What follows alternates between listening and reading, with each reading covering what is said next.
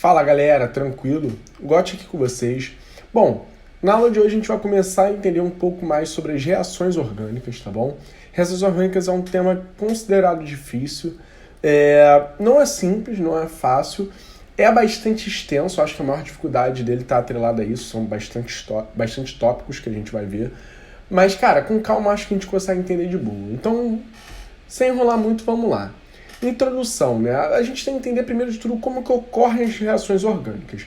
As reações orgânicas ocorrem com quebra de ligação e formação de novas ligações, ok?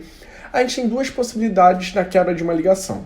A gente tem a possibilidade de quebras homolíticas. O que seria uma quebra homolítica? Cisão homolítica. Imagina que eu tenho a ligação entre átomos de carbono, né? Entre átomos de carbono, aí estou desenhando aqui os elétrons e a ligação, ok? A cisão homolítica é aquela que faz o rompimento da ligação de maneira igualitária, deixando um elétron para cada lado. Nessa situação, a gente tem a formação dos famosos radicais livres. O que é um radical livre? É uma espécie com um elétron sozinho ali, né? Um elétron desemparelhado sozinho. No caso aqui, esse carbono ficaria com um elétron, o outro carbono ficaria com um elétron. Importante entender que reações radicalares, que acontecem via radicais livres, são reações muito rápidas, muito intensas, porque os elétrons não gostam de ficar sozinhos, o elétron gosta de ficar em par. E aí, como eu tenho a formação de um elétron sozinho ali, então esse cara reage com bastante velocidade, tá? Também existem as cisões heterolíticas, que são as quebras que formam de maneira a deixar o elétron concentrado em alguma região, tá? Existem duas possibilidades. Aqui eu vou pegar um exemplo mais completo, tá? Para que a gente possa entender. E eu vou desenhar esse aqui, né? Deixa eu desenhar dessa maneira aqui para ficar mais tranquilo. E tem as ligações heterolíticas. Como que eu consigo ver isso, né? Aqui eu tenho dois elétrons, né, nessa ligação, só que o cloro é um elemento mais eletronegativo. Então, quando eu faço o rompimento dessa ligação, o que acontece é que os elétrons vêm em direção ao cloro, tá? E aí eu tenho a formação disso aqui, olha. H3C, CH, CH3, mais Cl. O Cl, o cloro, ficou com uma carga negativa, porque ele atraiu os elétrons para ele. Os elétrons, no momento da cisão, veio em direção ao cloro. E aqui eu tenho a formação do que a gente chama de carbocátion, certo? Toda vez que eu quebro uma ligação de maneira heterolítica com um elemento altamente eletronegativo, eu tenho a formação de um carbocátion. Agora, se eu quebro a ligação entre o carbono e o hidrogênio, o que acontece é que o hidrogênio é menos eletronegativo que o carbono. Então eu vou ter a formação do nosso famoso carbânion, ok? E aí eu tenho a liberação aqui no caso de um H+. E aí esse carbono fica menos aqui. Então eu mostrei para você a formação de um carbocátion e de um carbânion. Bom, temos também que entender os tipos de reagente. O que são reagentes nucleófilos? Reagentes nucleófilos são aqueles que têm afinidade por núcleo, por cargas positivas. Geralmente, reagentes nucleófilos são considerados bases de Lewis. Por que bases de Lewis? Porque nucleófilos têm afinidade por núcleo. Isso significa que eles têm elétrons disponíveis para dar, que é a classificação que a gente tem de bases de Lewis, né? Ou seja, eu posso procurar aqui uma reação de um reagente nucleófilo para você.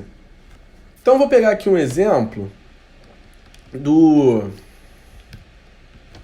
dessa espécie aqui, olha. CH3, CH, CH3. Vou pegar o mesmo exemplo que eu usei antes, ok? Se esse cara fizer uma reação com hidróxido de sódio, eu vou ter a formação de um álcool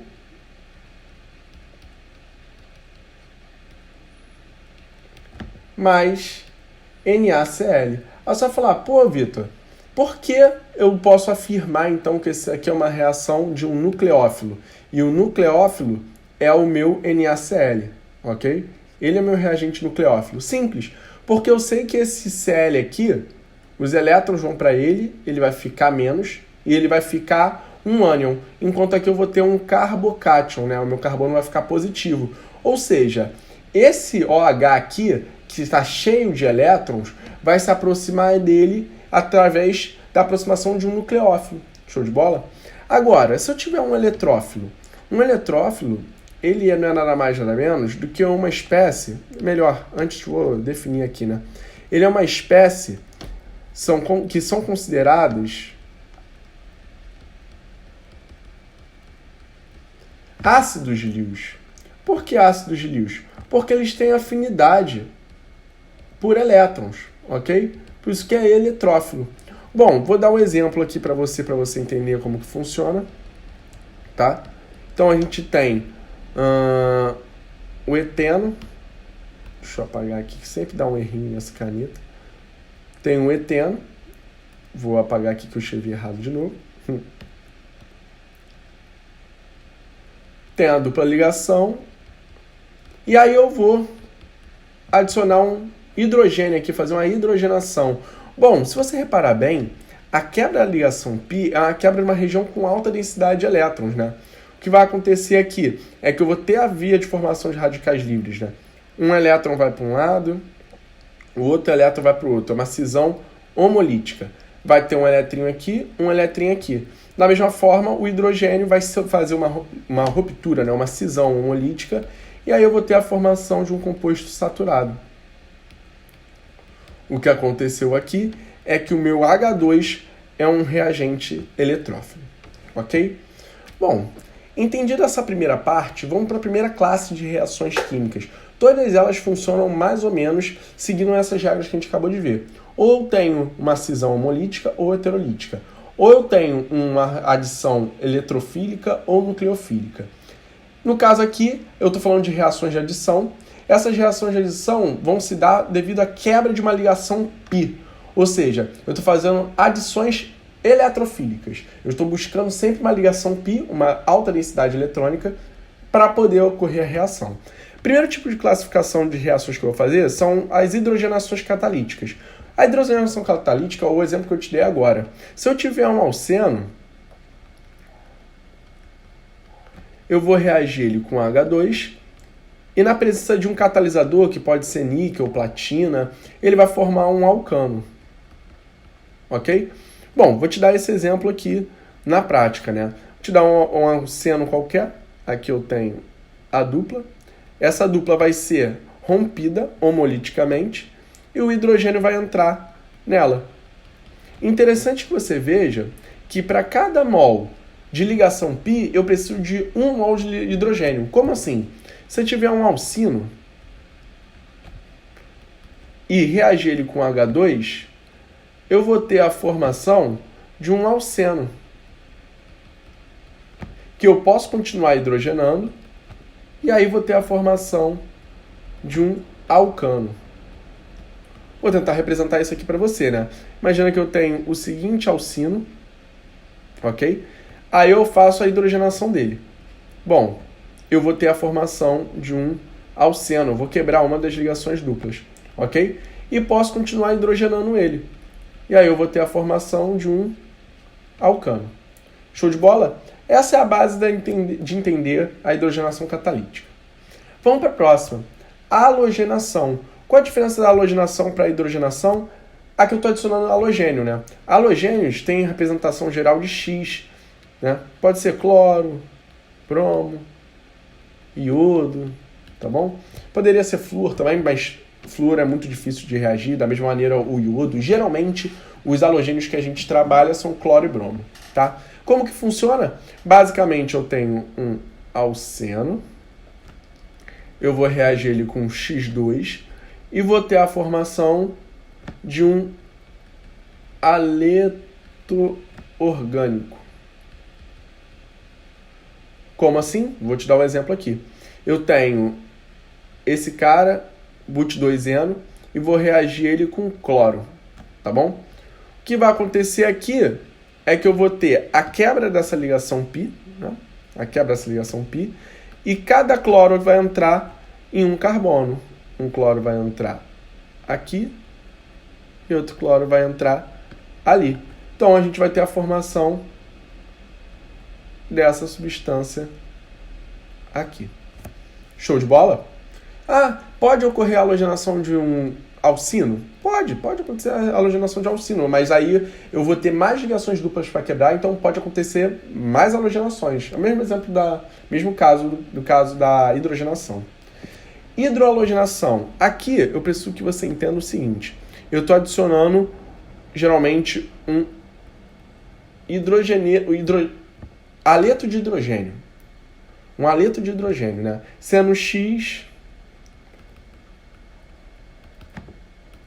cloro, bromo, iodo, tá bom?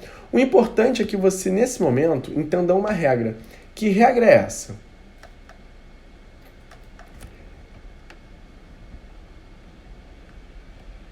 É a regra de Markov-Nikov. Markov-Nikov. O que Markov-Nikov diz pra gente? O hidrogênio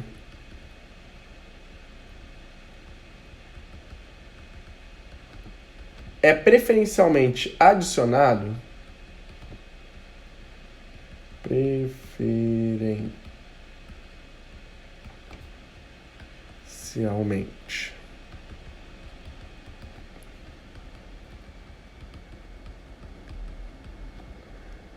ao carbono mais hidrogenado. Ok? Vamos ver um exemplo para isso. Aqui eu vou te dar um exemplo disso. Vamos dizer que eu tenho a seguinte situação. Se você for contar aqui os hidrogênios, você vai ver que esse carbono tem um hidrogênio, esse carbono tem outro hidrogênio para completar as 4 ligações. Esse aqui só tem um. Ao quebrar a minha ligação π, a ligação dupla, que é a ligação que é rompida nas reações de adição, né? Eu tenho a sigma, eu tenho a π. Eu sempre quebro a π na reação de adição. Eu vou ter a adição do meu halogeneto de hidrogênio. Só que aqui, na hora de romper, o hidrogênio sempre vai para o carbono que está mais hidrogenado. Então, o hidrogênio vai para esse carbono, enquanto o cloro para esse. Então, a gente vai ter a formação disso aqui, olha. Ah, Vitor, quer dizer que o outro produto, quer dizer que esse cara aqui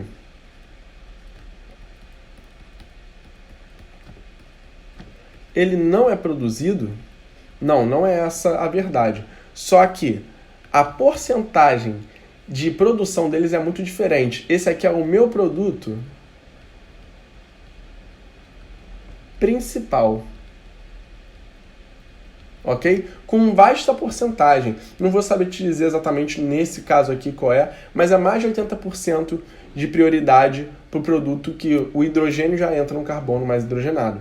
Esse aqui, meu produto secundário. Tá? Eu nem preciso representar, geralmente, esse tipo de produto. Agora, se eu tiver uma ligação dupla, onde os carbonos dessa dupla possuem o mesmo grau de hidrogenação, ou seja, possuem o mesmo número de hidrogênios, então quer dizer que, ao adicionar um aleto de hidrogênio, quando eu quebro a ligação π da dupla, eu não vou ter um produto prioritário, eu vou ter 2 produtos prioritários, tá? Nesse caso aqui não vai fazer diferença, né? Então deixa eu pegar um exemplo melhor. Pegar um exemplo que faça diferença. Esse aqui não vai fazer diferença. Então, quando eu quebro a ligação π aqui, da dupla, eu vou ter a formação de 2 produtos.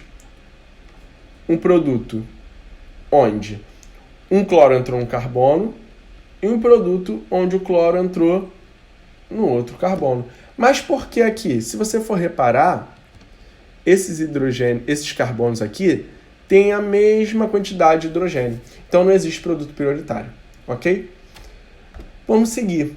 Hidroalogenação na presença de peróxido orgânico. Isso aqui é chamado de efeito Carrasche-Maillot. O que é o efeito Carrasche-Maillot? Na presença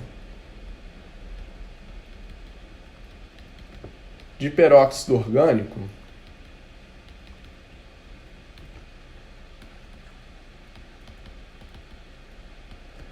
a adição de hidrogênio será no carbono menos hidrogenado.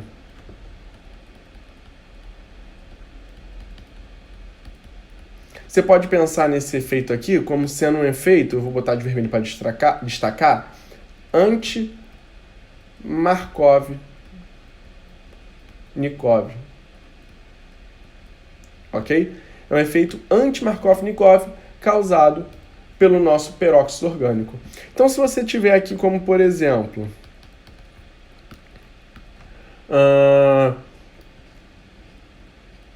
esse mesmo reagente reagindo com um ácido, só que eu escrevo aqui que está na presença de peróxido. Ok? O que vai acontecer? O que vai acontecer é que essa reação vai acontecer o inverso que aconteceria lá na minha reação de Markov-Nikov. O hidrogênio, ao ser adicionado, vai entrar no carbono menos hidrogenado. Então aqui eu tenho 2 hidrogênios e aqui eu tenho 1.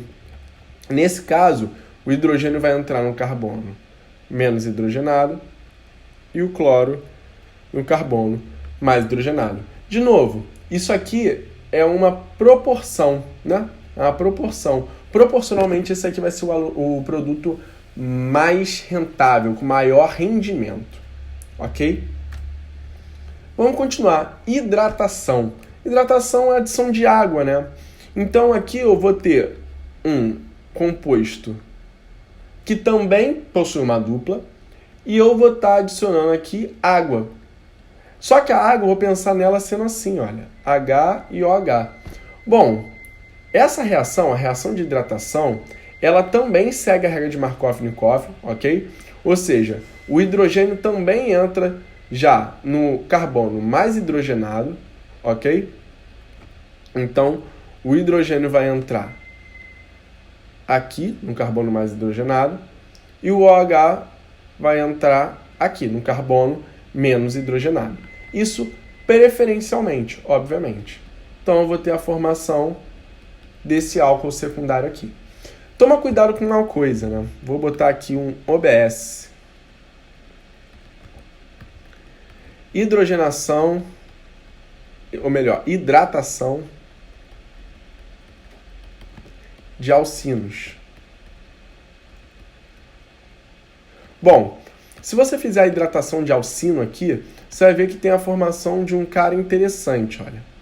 Tem aqui a dupla ligação, eu vou reagir isso com a água, ok? Aí eu quebro a ligação π, quebro a ligação da água, um hidrogênio vai entrar no carbono mais hidrogenado, que aqui não tem diferença, e o OH vai entrar no carbono menos hidrogenado, que aqui não tem diferença. Então eu vou ter a formação disso aqui, ó. 1, 2, 3, 4, 5. E aqui o OH. Só que tinha 2 duplas. Uma delas não foi quebrada. O que acontece é que isso aqui, ele tem um nome específico. Isso aqui é um enol. E a gente acabou de ver lá em isomeria que o enol, ele forma um equilíbrio químico com outra espécie, com os aldeídos e cetonas. Nesse caso, como é um álcool secundário, então eu vou formar uma cetona, né? Esse equilíbrio ceto-enólico é chamado de tautomeria. Então, devido à tautomeria, a hidratação de alcinos não acontece até acabar todas as ligações duplas, ela acontece numa única etapa, ok? Adição a compostos carbonilados, hidrogenação catalítica. Bom, aqui nesses compostos eu deixo de ter uma reação eletrofílica e começo a ter uma reação nucleofílica, tá? Como assim? Bom, imagina que eu tenho um composto carbonilado qualquer aqui, né? Vou desenhar um composto carbonilado aqui pra gente. C-O-H. O que acontece é que o oxigênio, por ser mais eletronegativo, atrai esses elétrons, ficando negativo. E o carbono fica positivo. Tranquilo? E aí eu tenho no meio, por exemplo, no caso da hidrogenação, H2. Ok? A formação desse carbocátion faz com que eu tenha aqui na minha cisão a formação também de um hidrogênio mais e um hidrogênio menos, né? Uma cisão também heterolítica. E aí o que vai acontecer é que o positivo vai entrar com o negativo e o negativo vai procurar o positivo. E aí eu vou ter a formação desse nosso álcool aqui. Show de bola? Então a diferença aqui é que o mecanismo é um pouquinho diferente. Não precisa saber tudo de mecanismo, mas eu acho que é interessante que você saiba isso. A hidrogenação catalítica de um composto carbonilado, ela está diretamente relacionada à cisão homolítica da ligação, ou melhor, a eletronegatividade desse meu oxigênio que atrai elétrons, ok? Bom, já a adição de composto de Grignard a compostos carbonilados já funciona com um mecanismo diferente. A primeira coisa que você tem que se perguntar é: o que é um composto de Grignard? É um reagente específico, tá? Que ele é um reagente organometálico. Por quê? Porque ele é um reagente orgânico que possui uma parte metálica. O mais comum da gente conhecer, né, são os cloretos ou brometos de metil ou etil magnésio. O magnésio sempre é importante. Então aqui eu vou fazer com o brometo de metil magnésio. Então é CH3 MgBr. Esse aqui é um tipo de reagente Grignard, é o reagente Grignard que eu vou usar nos meus exemplos. Ok? Então imagina que você tem aqui o mesmo composto que eu tinha antes. Ok? Vou usar o mesmo exemplo. Você está reagindo ele com o seu composto de Grignard. Bom, você sabe que o oxigênio é mais eletronegativo, fica negativo, e que esse carbono fica positivo. Outra coisa que você sabe também é que os metais são altamente eletropositivos. Isso significa que o meu metal vai ficar positivo. E aí minha cadeia carbônica que está ligada a ele fica negativa. Aí você já sabe como funciona, né? Positivo de um com negativo do outro. Eu vou ter esse composto intermediário. A formação desse composto intermediário. Aí aqui eu vou ter OMgBr. Aqui eu vou ter um CH3 que entrou agora. E o hidrogênio que já estava aqui. Show de bola? Só que esse cara pode passar agora por uma hidrólise. Quebra com a água. Aí eu vou desenhar a água aqui abertinha para vocês, para a gente conseguir enxergar mais fácil o que está acontecendo. Mas basicamente o que vai acontecer é que o metal, que é altamente eletropositivo, ainda continua sendo eletropositivo. Então ele vai deixar esse oxigênio negativo e ele vai ficar positivão aqui. Então a água também vai produzir caras positivos e negativos, né? A autohidrólise da água. E aí eu vou ter a formação do seguinte composto.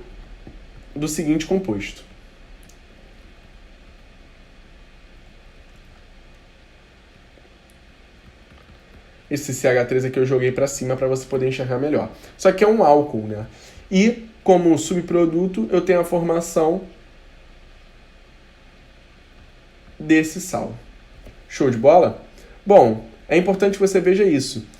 Em compostos carbonilados, ao fazer hidrogenação, eu formo álcool. Ao fazer a adição de compostos de Grignard, eu também formo álcool. A diferença é que aqui eu estou adicionando também cadeias carbônicas, né? Antes eu tinha 2 carbonos na cadeia, agora eu tenho 3. Eu formo um álcool com uma cadeia maior. O tamanho da cadeia adicionada depende do meu composto de Grignard, ok? Bom, galera, era isso que eu queria falar com vocês.